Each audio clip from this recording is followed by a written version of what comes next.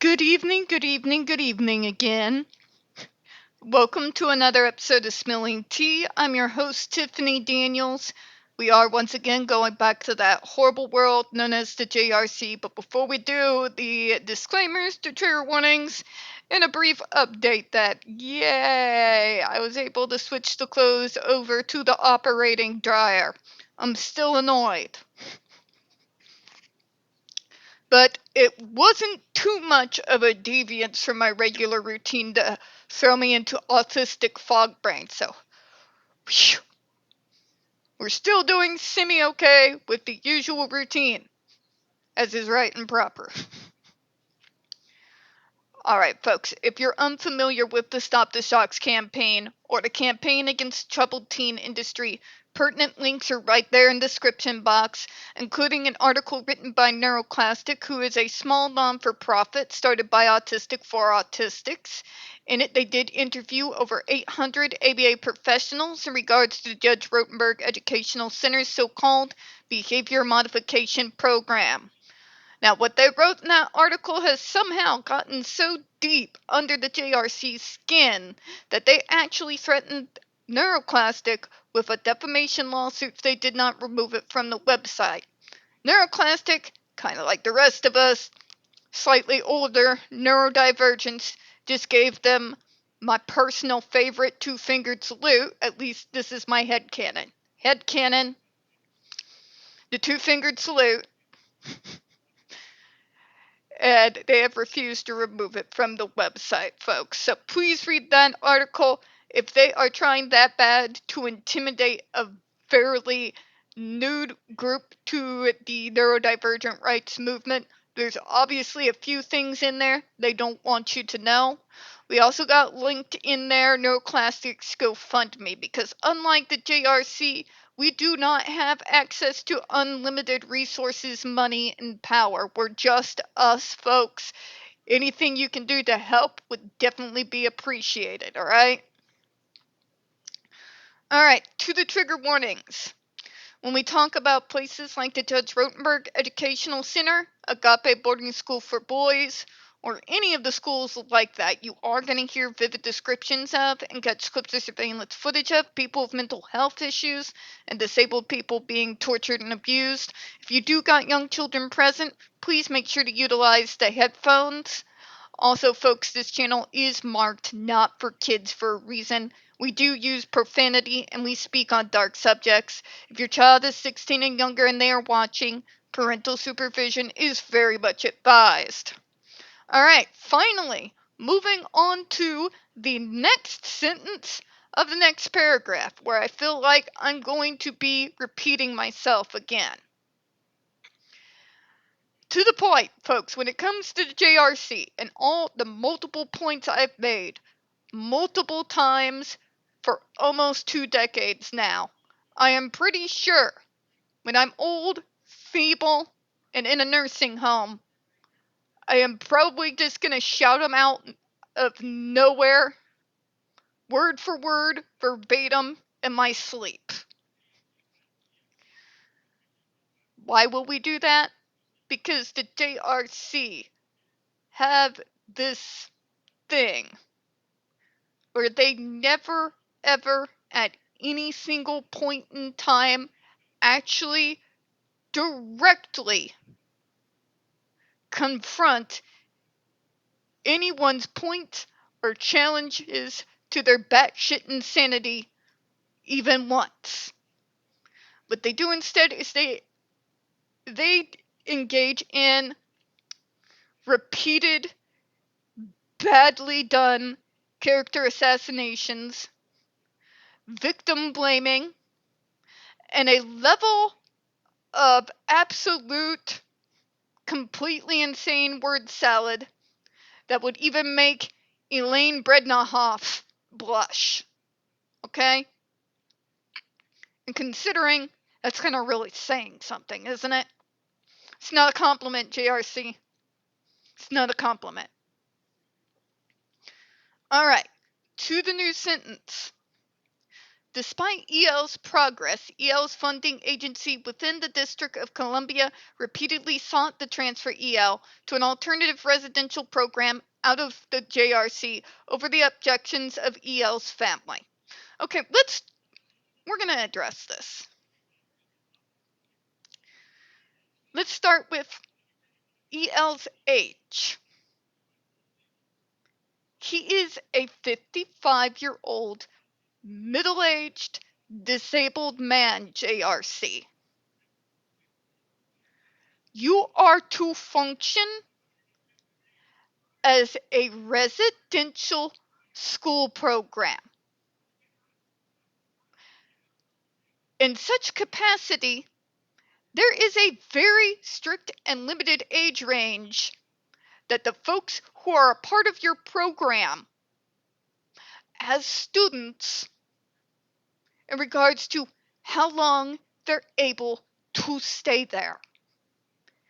Even if your program wasn't the modernized version of, treatment plans by Joseph Mengele, even if they were more like Rivendell out here that I active consulted on during its fruition and development,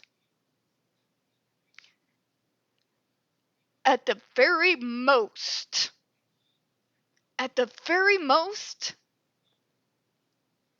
by the time they hit age 26, they need to be at least in the process to transitioning over to adult services. You are a residential school. You are set up to deal with kids through the duration of their school years. You are not set up, do not have the experts, do not have the experienced direct care staff, the experts, doctors, neurologists, what have you, for people who are outside of that age range. That's not what you're structured as. Forgetting all the other horrific insanity that you engage in, your program is supposed to be residential school. Yes or no? Because in every single interview I have seen over the last damn near 20 years, that is what you say, your own words, over and over and over again. And let me hit you with some very hard reality right now. In any program throughout any of the 50 states, once you hit that age range, again, oldest being about 26 years old, at that point, it doesn't matter if the parents want the kids to stay in your program or not. They have aged out. They need to be transferred over and transitioned into adult services with the experts, the doctors, and the experienced direct care staff, among many other things that they're going to need for disabled folks within that age range. You cannot provide that as a residential school program. You can't. That's not what you're built as. Taking away all the horrors that you engage in. He should have been transferred over to adult services a long damn time ago. You trying to play fast and loose with the truth here is not going to get me to forget that you have kept a man who is middle-aged in a residential school program. Okay?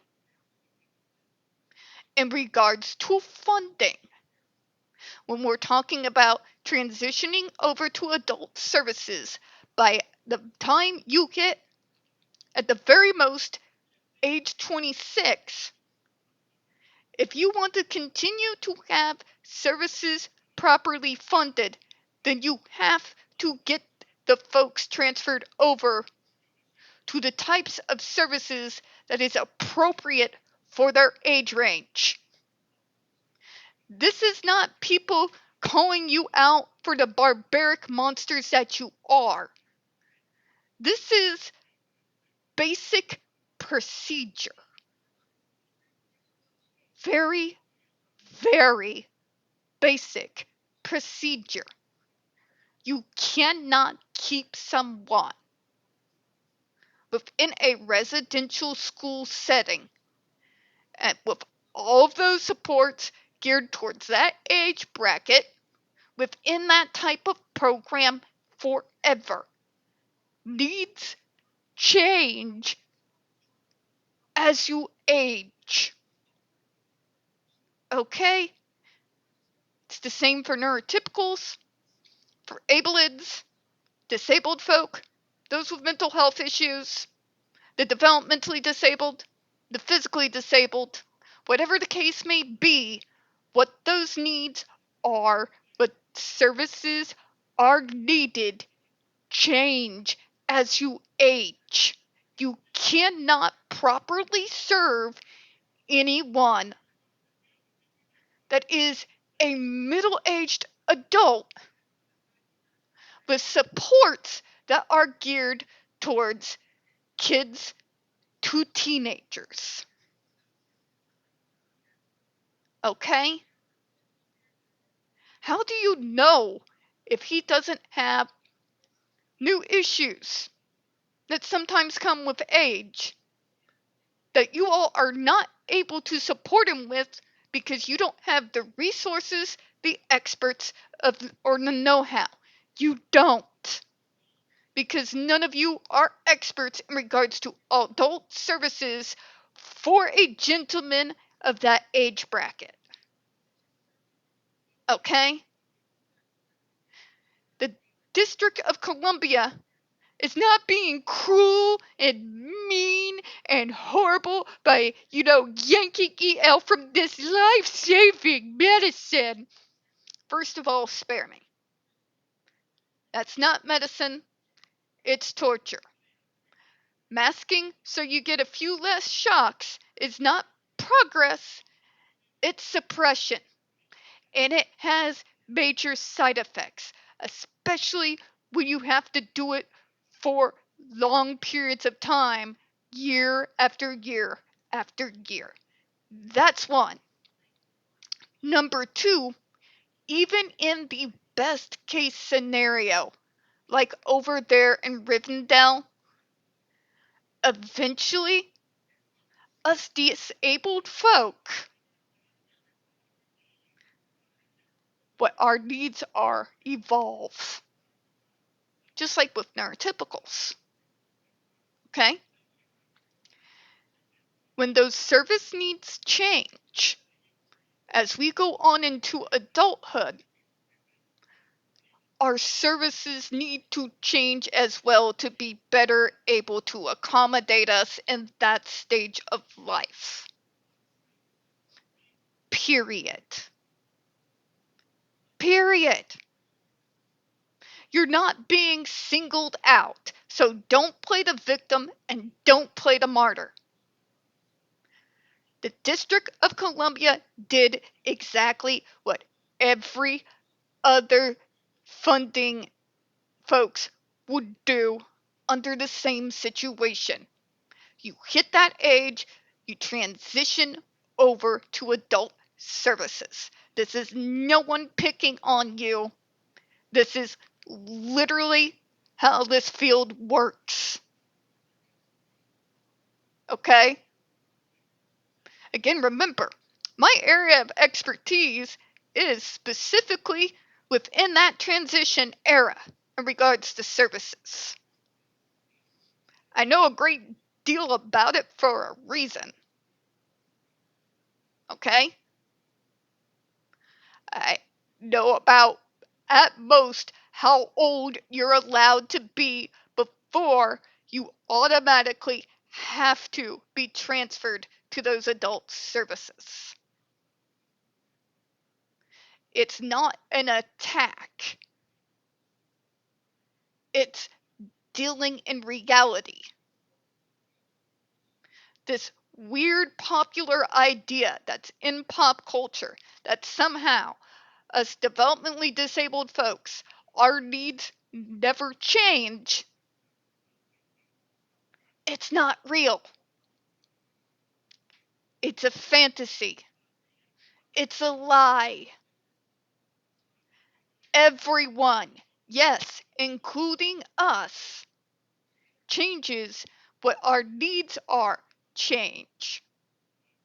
And when they do, we need to make sure that we are set up with the proper services, treatment programs, and plans to best accommodate that change. Okay? None of those kids are trying to apply to stay at Rivendell forever, because Rivendell is not set up to be able to accommodate what those service changes are going to need to be once they age out. Okay? That's literally been the phrase since forever. You age out, you graduate to the adult services.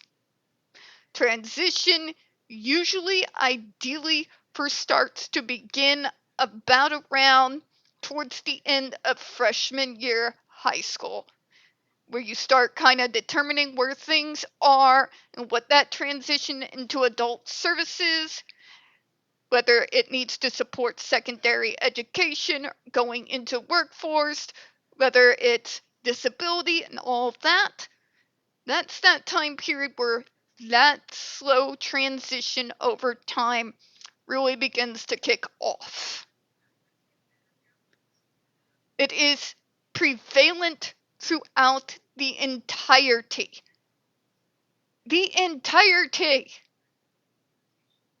of the medical model. Okay?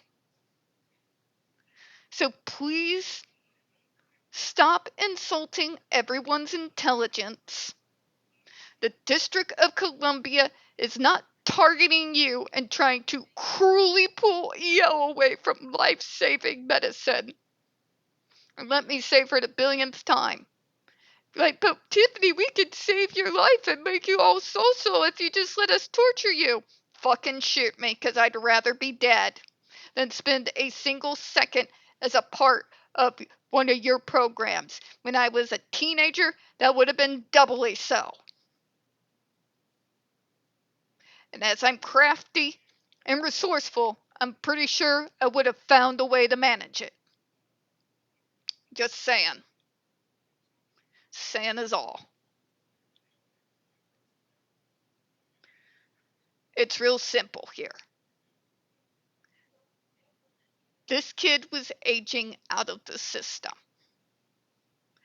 Just like every other kid that's ever gone through the service system, the District of Columbia was asking the JRC to help them prep EL so that he would be able to seamlessly transfer over into adult services as he was aging out of the system, the same way it's done with every single last one of us who've been a part of the service system.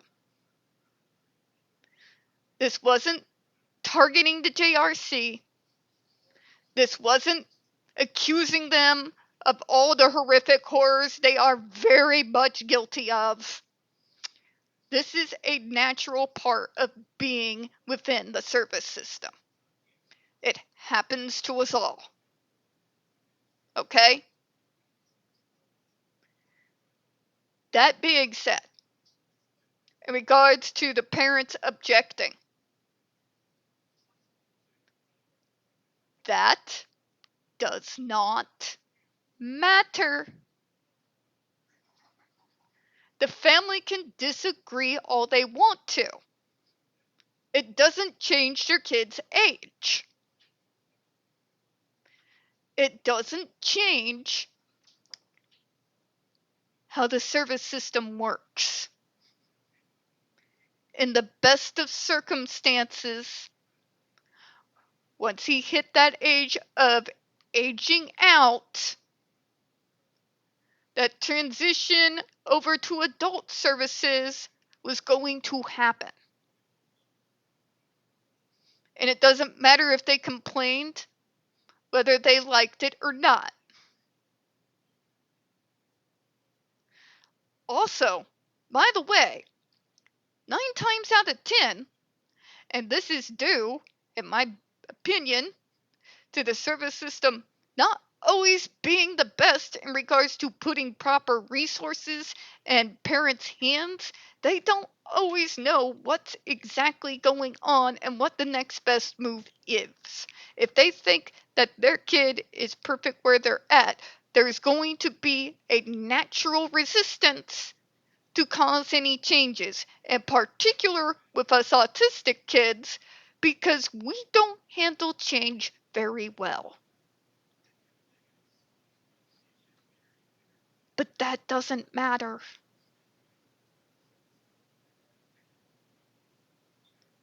I'm sorry, but it doesn't. Your kids get older.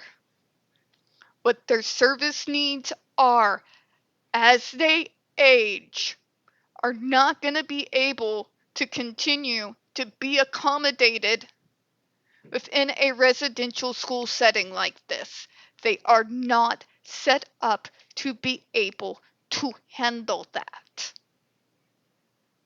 That cutoff age is the same in nearly all 50 states. It's just a natural part of the process. The family can argue straight to the gates of hell if they feel like, but it's not going to change how the system works.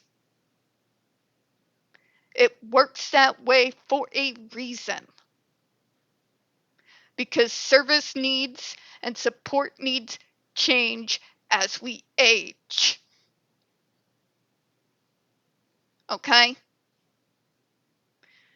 It is not benefiting anyone to keep someone just because they're developmentally disabled, stunted in the same environment where there's not the experts or access to services that they're going to need because they're older. Because that's not what residential schools, even in the best of circumstances, are set up for or are able to accommodate in any real way. Now, we'll visit this sentence again tomorrow to look at another side of it, but I really did want to bring it up. The fact that this person is 55 years old and nobody has done anything to transition him into the adult services, just like everyone else sends up about every single red flag and high suspicion of something incredibly dark and shady going on that I have. We're going to close out, folks. We don't get very many views on this channel. The few we do tend to get removed from time to time. So please, folks, don't forget to hit the like button, hit subscribe. Please don't forget to hit the comments. I appreciate your time. As always, folks, we here at Spilling Tea hope you have a good one. I'll see you again here probably in a few minutes. Bye-bye, everyone.